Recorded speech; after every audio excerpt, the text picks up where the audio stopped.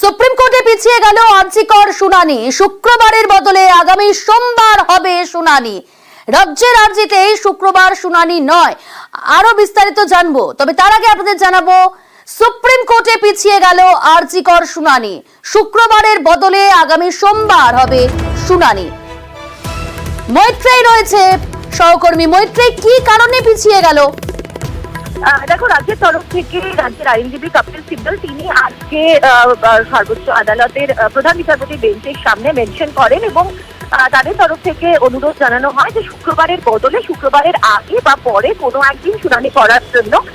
কিছু সমস্যার কারণে তারা এই অনুরোধ করেন প্রধান বিচারপতির কাছে এবং তারপরে প্রধান বিচারপতি জানান যে আগামী সোমবার অর্থাৎ আগামী শুক্রবারের বদলে আগামী সপ্তাহের সোমবার অর্থাৎ 30শে সেপ্টেম্বর আর্জিকর মামলার পরবর্তী শুনানি হবে।